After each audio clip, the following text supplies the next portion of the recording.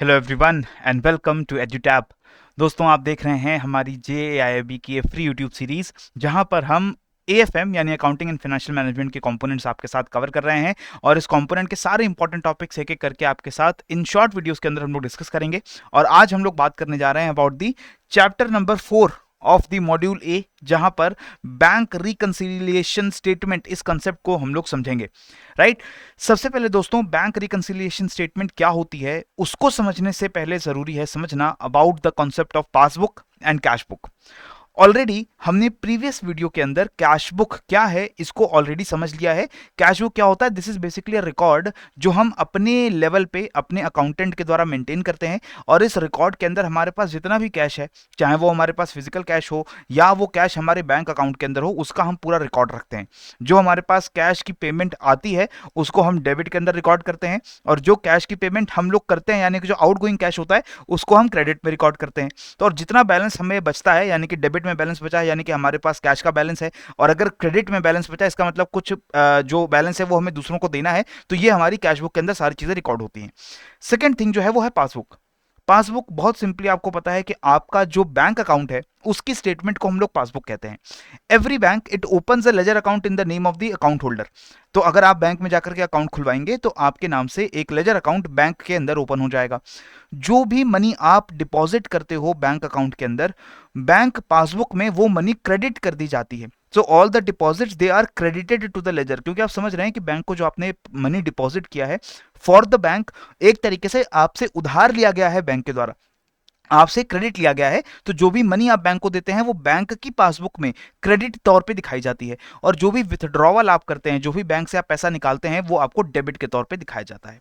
So just like in this passbook, what ever debit you do is the withdrawal, जो आप withdrawal कर रहे हैं, और जो भी क्रेडिट है वो है डिपॉजिट जो आप बैंक अकाउंट के अंदर करते हैं। ठीक है। इन डेबिट और क्रेडिट के बाद आपका एक बैलेंस बचता है बैंक के अंदर, जिसको आप बैंक बैलेंस बोलते हैं। यानी कि आपके बैंक के अंदर या तो पॉजिटिव बैलेंस होगा जो कि क्रेडिट बैलेंस होगा, इसका मतलब आपके बैंक में कुछ पैसा पड़ा हुआ है, और अगर डेबिट बैलेंस होगा आपके बैंक में, इसका मतलब होगा ओवरड्राफ्ट फैसिलिटी है, यानी कि बैंक से आपने कुछ पैसा निकाल रखा है। यानी कि अगर मैं कहूं कि मेरे बैंक के अंदर 10,000 रुपीज का ओवरड्राफ्ट है, 10,000 रुपीज का डेबिट बैलेंस है, इसका मतलब -10,000 रुपीज का बैलेंस है, 10,000 का नेगेटिव बैलेंस, यानी बैंक से मैंने उधार ले रखा है 10,000 रुपए का मेरे अकाउंट के अंदर। राइट। अब आइडियली अगर आप देखें तो जो आपकी कैश बुक है और जो आपकी पासबुक है, इसके अंदर कैश का बैलेंस सेम रहना चाहिए। आपकी कैश बुक में भी वो बैंक के अंदर जितना पैसा है, जो भी डेबिट क्रेडिट होने के बाद बैलेंस बचा है, और जो आपकी पासबुक के अंदर डेबिट क्रेडिट होने के बाद बैलेंस दिख रहा है, आइडियली वो सेम होना चाहिए। ठीक है। लेकिन बिकॉज ऑफ डिफरेंट रीजंस यहां पर कुछ डिफरेंसेस हमें देखने को मिल सकते हैं हमारी कैशबुक और पासबुक के बीच में। अब ये डिफरेंसेस क्यों आते हैं, सबसे पहले हम लोग ये समझ लेते हैं। What is the cause for difference? पहला डिफरेंस तो एरर्स की वजह से हो सकता है, कुछ मिस्टेक्स हो सकती हैं, जैसे कि हमारे अकाउंटेंट ने जो हमारी कैशबुक को मेंटेन कर रहा है उसने कुछ गड़बड़ कर दी है, या बैंकर जो हमारे बैंक अकाउंट की को मेंटेन करता है उसने कुछ एंट्रीज के अंदर मिस्टेक कर दी है। अब इन मिस्टेक्स में अंडर कास्टिंग या ओवर कास्टिंग हो सकती है। फॉर एग्जाम्पल, मैंने 2,000 रुपीज बैंक के अंदर डिपॉजिट किए थे, लेकिन बैंकर ने उसको 2,000 की जगह 200 रुपीज रिकॉर्ड कर लिया। सो इसको क्या बोलेंगे हम? Under casting. Under casting basically means कि हमने एक बड़े सम को छोटा सम बना करके रिकॉर्ड कर दिया है। राइट। 20,000 को 2,000 बना करके रिकॉर्ड कर दिया, अंडर कास्टिंग हो गई। सिमिलरली लेटेस्ट से मैंने बैंक से विथड्रॉ किए थे ₹2,000, लेकिन बैंक वाले ने इसको रिकॉर्ड किया कि मैंने 2,000 की जगह कितने विथड्रॉ कर लिए हैं? 20,000। तो ये ओवरकास्टिंग हो जाएगी, यानी कि आपने कम अमाउंट को बड़ा अमाउंट बना करके रिकॉर्ड कर दिया है। So whenever there is undercasting और ओवरकास्टिंग, कोई भी मैथमेटिकल एरर हो गया है तो उसको उसकी वजह से आपकी पासबुक में और कैशबुक के अंदर डिफरेंस आ सकता है। सिमिलरली ऐसा हो सकता है कि किसी रॉन्ग अकाउंट को क्रेडिट या डेबिट कर दिया है।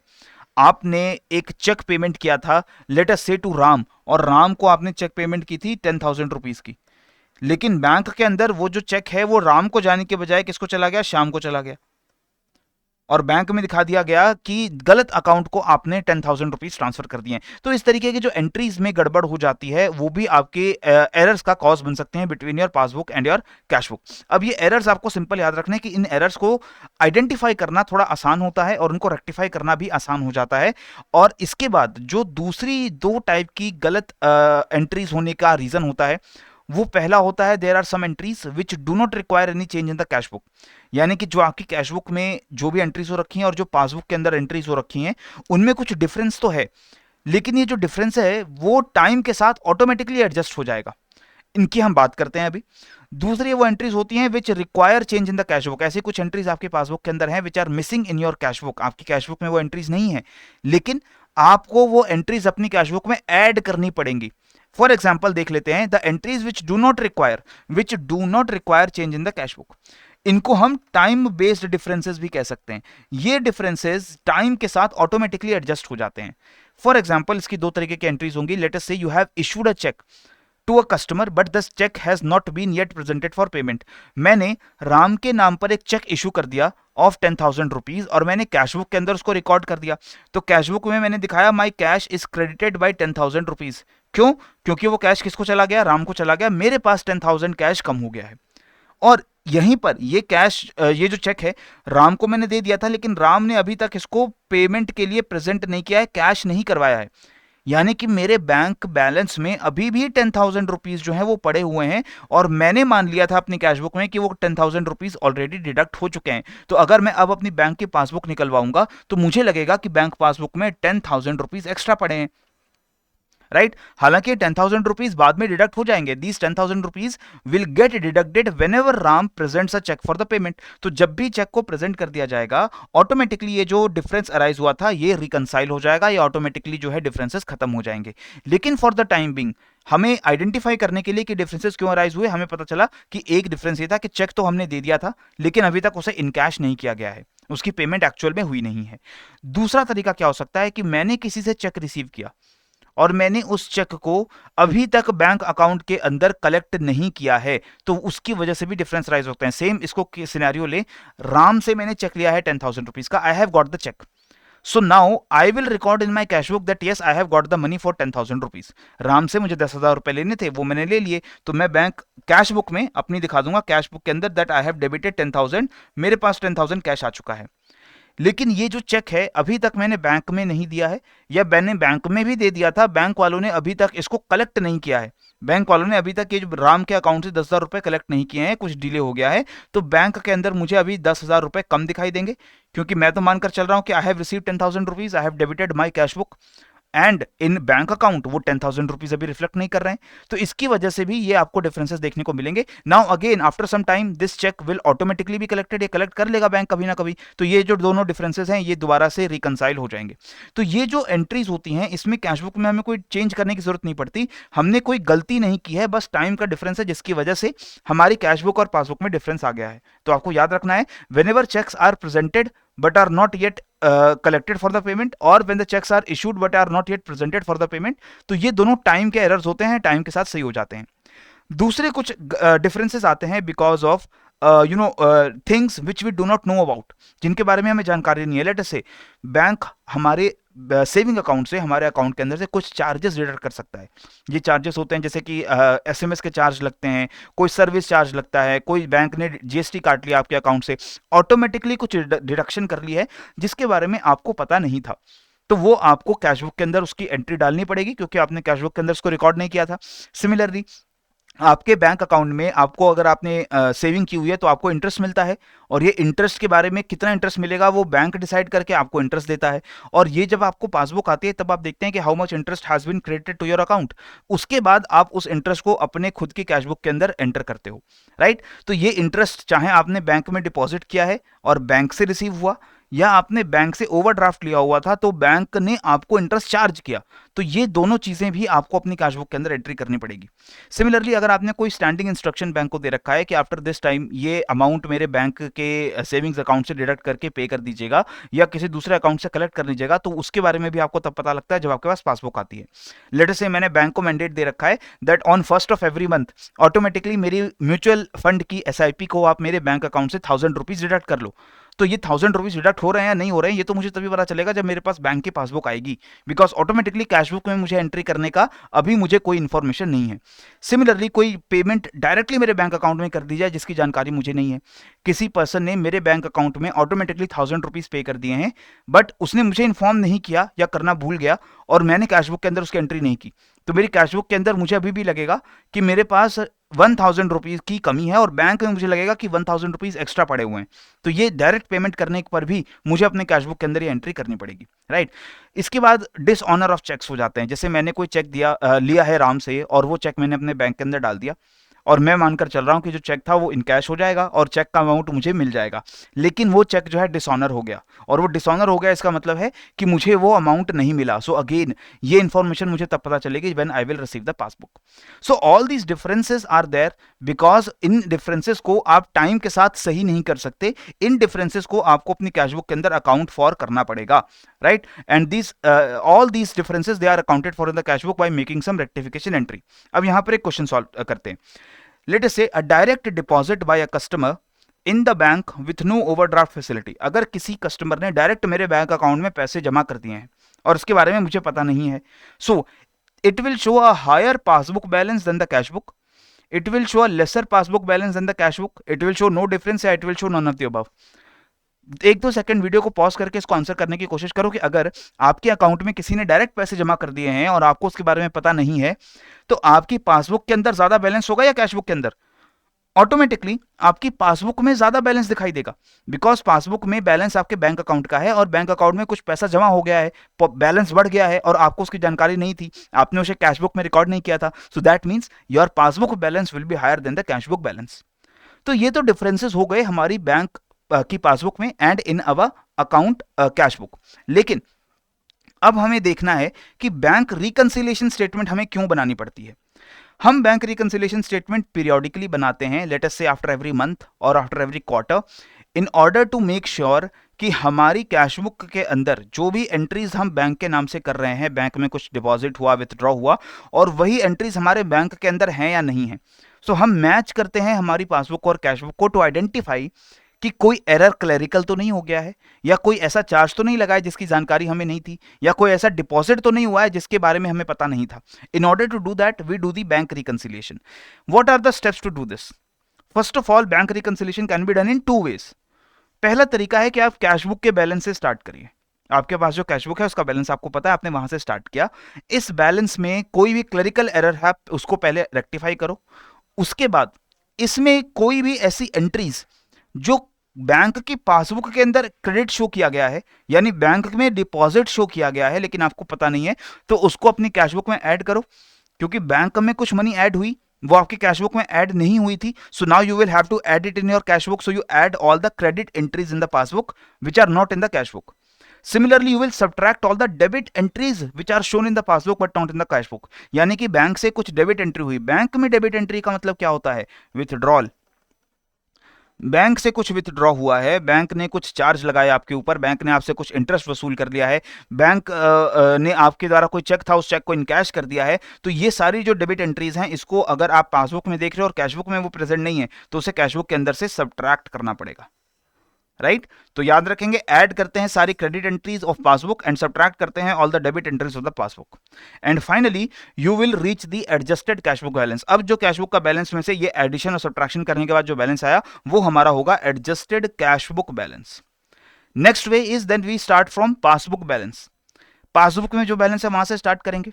इसके अंदर हम सारे चेक्स और अमाउंट जो है ऐड करेंगे which are deposited but yet not collected. इनको अभी तक बैंक अकाउंट ने कलेक्ट नहीं किया है लेकिन हमने उसको डिपॉजिट कर दिया है।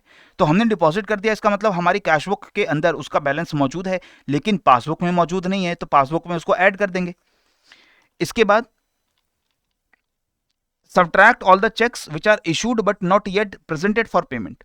we will subtract all the checks जो इशू किए जा चुके हैं हमारी तरफ से, बट येट उनको हमारे बैंक अकाउंट से विथड्रॉ नहीं किया गया है। तो हमने कैशबुक में किसी को चेक दे दिया लेकिन हमारे बैंक से वो चेक का अमाउंट अभी विथड्रॉ नहीं हुआ है, तो हम अपने पासबुक से उसको अमाउंट को सब्ट्रैक्ट कर देंगे, राइट। And then we will reach the adjusted cashbook balance. तो पासबुक से या कैशबुक से, दोनों जगह से स्टार्ट करके हम अपने एडजस्टेड बैलेंस तक पहुंच सकते हैं। इसको इस टेबल में मैंने समराइज कर दिया है। ये टेबल आप एक बार इसको जरूर रिवाइज करिएगा। हम कैशबुक से अगर स्टार्ट करें, कैशबुक के बैलेंस से, तो हम यहां क्या क्या ऐड करते हैं। We add the cheques issued but not yet presented for payment, we add the interest allowed by the bank not recorded in cash book, we जो इंटरेस्ट आपको बैंक पे करता है, we add the amount directly deposited into our bank accounts by the customers, we add the interest and dividend जो हम receive करते हैं, we add the cheque paid into the bank, but ये जो cash book में हमने entry करना उसकी भूल गए थे, we also add any wrong credit given by the bank in the passbook, कोई रॉन्ग क्रेडिट कर दिया गया तो उसको भी हम हमारे कैश बुक के अंदर ऐड कर देते हैं।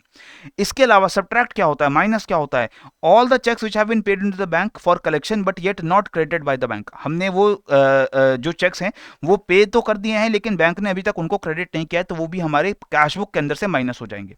इसके अलावा we have cheques paid into the bank for collection but yet not but they have been dishonoured by the bank, हमने कोई चेक दिया था किसी के नाम का और वो चेक जो है डिसऑनर हो गया, हमें उसकी पेमेंट नहीं मिली, तो वो भी हम कैश बुक के अंदर से माइनस कर देंगे। इसके बाद हम कैश बुक में डायरेक्ट पेमेंट कोई बैंक ने कर दिया हमारी तरफ से तो उसको भी माइनस करना पड़ेगा, बैंक ने हमारी तरफ से कोई पैसा किसी को ऑलरेडी पे कर दिया है हमारे स्टैंडिंग इंस्ट्रक्शन पे, तो we will subtract that. We will also subtract any charge which has been charged by the bank, bank ने कोई फीस हमसे ली है तो उसको भी हमारे कैश बुक से माइनस करेंगे। We will also minus the cheques issued जिसको हम कैश बुक में रिकॉर्ड करना भूल गए थे। इसके अलावा we will also minus any wrong debit given by the bank in the passbook. तो ये टेबल को जरूर याद रखिएगा, इस टेबल को बिल्कुल उल्टा कर देंगे। अगर हमें पासबुक का बैलेंस पता है और हमें कैश बुक के बैलेंस को एडजस्ट करना है तो ये एंट्री सारी जो है नेगेटिव हो जाएंगी। इसका मतलब ये सारी चीजों को जो माइनस करने को बोला जा रहा है ये सारी चीजें हम पासबुक में प्लस करते जाएंगे और ये सारी चीजें जो कैश बुक के अंदर जब स्टार्ट कर रहे थे तो प्लस कर रहे थे इनको माइनस करते जाएंगे। तो मतलब इतना सिंपल सा है दोस्तों कि आपको कैश बुक और पासबुक के अंदर ये जो टाइम की वजह से या मिस्टेक्स की वजह से एरर्स की वजह से डिफरेंसेस आते हैं, इन डिफरेंसेस को रिकंसाइल करना है इस रिकंसिलिएशन स्टेटमेंट को बनाने के थ्रू। एग्जांपल से इनको समझने की कोशिश कर लेते हैं। लेट अस से this is the cash book statement, ये आपकी कैश बुक की अकाउंट है for the month of December 2022। इसी दिसंबर 2022 में आपकी बैंक की पासबुक भी आपके सामने है। अब आपको कहा गया है कि एक बैंक रिकंसिलिएशन स्टेटमेंट बनाओ जिसमें ये दिखाओ, क्योंकि दोनों कैश बुक का जो बैंक बैलेंस है, कैश बुक का जो बैलेंस है that is 13,740 rupees, similarly bank का जो बैलेंस है दैट इज 8,480 रुपीज, और ये क्रेडिट बैलेंस है यानी कि पॉजिटिव बैलेंस है, और यहां पर भी हमारा क्रेडिट बैलेंस है बाय बैलेंस, सॉरी जो बैलेंस बच रहा है दैट इज 13,740, यानी ये जो बैलेंस है और ये जो हमारा 8,480 का बैलेंस है ये बैलेंस बराबर होना चाहिए था, बैलेंस बराबर होना चाहिए था, लेकिन ये बैलेंस बराबर नहीं है।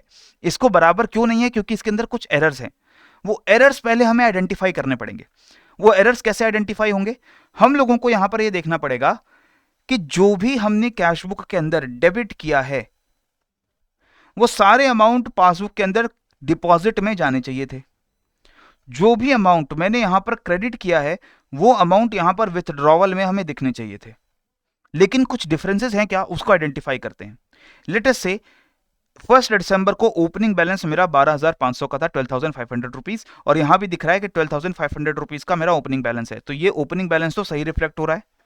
इसके बाद ममता ने 3,000 रुपीज हमारे हमको दिए हैं, हमको पे किए हैं, ये ममता के 3,000 रुपीज यहां भी हमको दिख रहे हैं, ठीक है। गीता से 5,000 रुपीज हमने लिए हैं, वो गीता के 5,000 रुपीज भी हमें यहां पर दिख रहे हैं। नेक्स्ट, विद्या के 8,000 रुपीज हमें मिले हैं, वो 8,000 रुपीज विद्या के भी हमें यहां पर दिख रहे हैं, कोई दिक्कत नहीं है।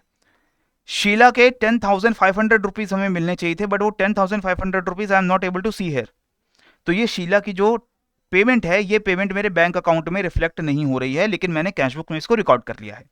इसके अलावा डिविडेंड मुझे 840 रुपीज का मिला है, ऐसा मैंने कैशबुक के अंदर रिकॉर्ड किया है, लेकिन जब मैं बैंक चेक करता हूं तो बैंक में ये 480 रुपीज का डिविडेंड है, ना कि 840 रुपीज का, तो यहां पर भी मेरी एक डिफरेंस अराइज हो गई।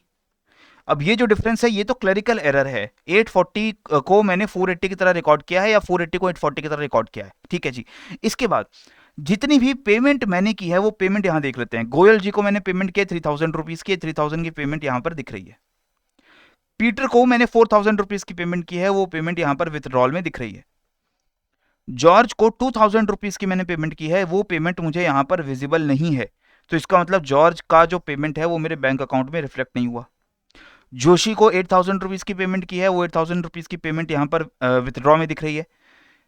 ब्लैक को 5,000 रुपीज की पेमेंट की है, ये पेमेंट भी यहां पर दिख रही है।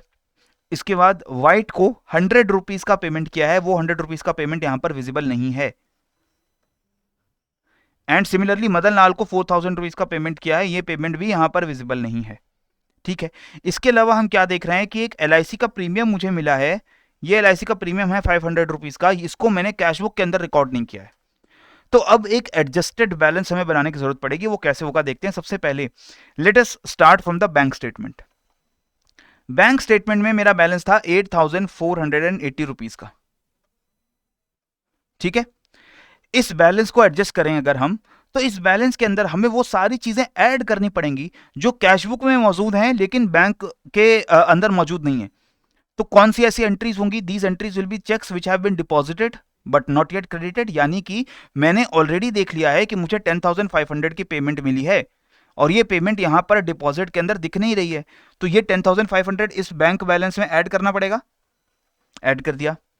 इसके अलावा मैंने देखा कि 2,000, 4,000 एंड 100 यानी 6,100 ये मैंने पेमेंट की थी, क्रेडिट किया था, ये पेमेंट मुझे यहां पर नहीं दिख रही, तो मुझे 6,100 को यहां पर से सब्ट्रैक्ट करना पड़ेगा, राइट। और ये 10,500 और 6,100 इसको ऐड कर दो, इसे सब्ट्रैक्ट कर दो, तो मेरे पास वैल्यू आती है 12,880 की।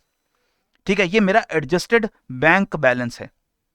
इसके बाद अगर मैं कैश बुक का बैलेंस देखूं 13,740, इसके अंदर से मुझे वो सारी एंट्रीज को रेक्टिफाई करना पड़ेगा जो पासबुक से अलग है। सबसे पहले तो मेरा डिविडेंड जो मैंने 840 रिकॉर्ड किया था, एक्चुअली वो मुझे कितना मिला है? वो मिला है 480, राइट। और 480 डिविडेंड, यानी डिविडेंड तो बैंक में ही पे किया गया होगा, तो बैंक में जो डिविडेंड है वो एक्यूरेट होगा। तो मैं मानकर चल रहा हूं कि मैंने 480 को 840 गलत मान लिया है। मैंने यहां पर 360 रुपीज एक्स्ट्रा रिकॉर्ड कर दिए थे अपने कैश बुक में, तो वो कैश बुक में से माइनस कर देंगे, कैश बुक में से वो क्लरिकल एरर माइनस हो जाएगा। इसके अलावा मैंने देखा कि एक एंट्री और थी 500 रुपए की, ये 500 रुपए की एंट्री अभी भी मैंने रिकॉर्ड नहीं की थी अपनी कैश बुक के अंदर, मुझे कैश बुक के अंदर सब्ट्रैक्ट कर लेनी चाहिए। ठीक है, क्योंकि ये जो LIC प्रीमियम है वो 500 का पे किया है मैंने अपने कैश बुक के अंदर उसको रिकॉर्ड नहीं किया था, मैंने वो रिकॉर्ड कर दिया, उसको भी सब्ट्रैक्ट कर दिया। तो कितना आया? 12,880। तो एडजस्टेड कैश बुक बैलेंस और एडजस्टेड बैंक बैलेंस ये हमारा दोनों सेम हो गया। तो यहां पर पूरा ये जो स्टेटमेंट को बनाने का, इसको कहते हैं बैंक रिकंसिलिएशन स्टेटमेंट। इसको बनाने का पूरा पर्पस क्या था कि जो मेरी एक्चुअल बैंक स्टेटमेंट है इसमें सारे डिफरेंसेस को रिकंसाइल करके मैं एडजस्टेड बैलेंस बनाऊं, और जो मेरी कैश बुक का बैलेंस है उसको मैं एडजस्टेड कैश बुक बैलेंस बनाऊं, और दोनों सेम होने चाहिए। अब जैब एग्जाम में आपको क्या पूरी बैंक रिकंसिलिएशन बनाने का क्वेश्चन आएगा? नहीं आएगा। आपको जो क्वेश्चन है वो थोड़े से अलग तरीके के आएंगे, और वो क्वेश्चन को सॉल्व कैसे करेंगे चलिए वो देखते हैं। Look at this question. The overdraft balance in a bank passbook is rupees 10,200। तो मुझे बैलेंस दिया गया है किसका? बैंक पासबुक का। पासबुक का बैलेंस कितना दिया गया है?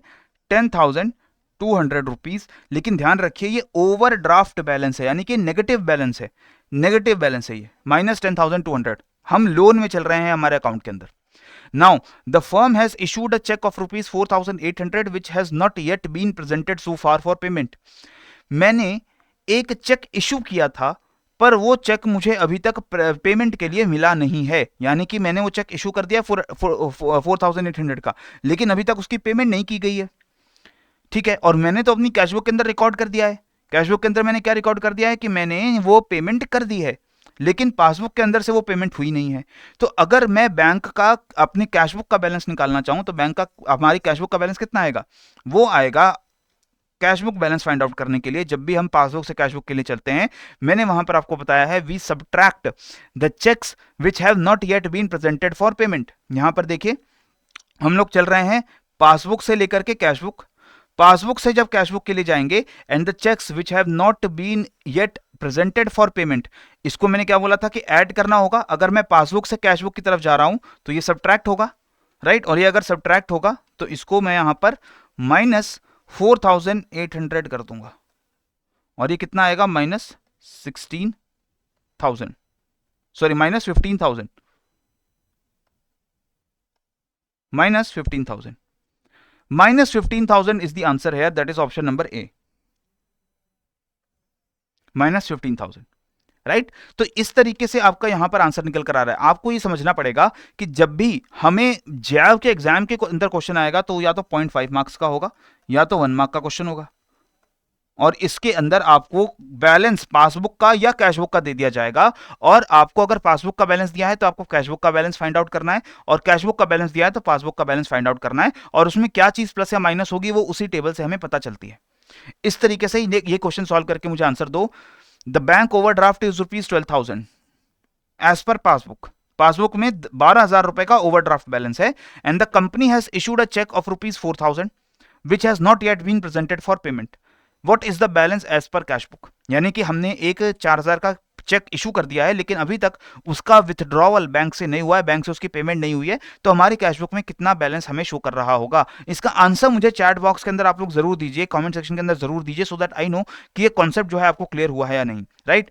And this is all in this bank reconciliation statement video. पढ़ते रहो, बढ़ते रहो। जय हिंद एंड जय भारत।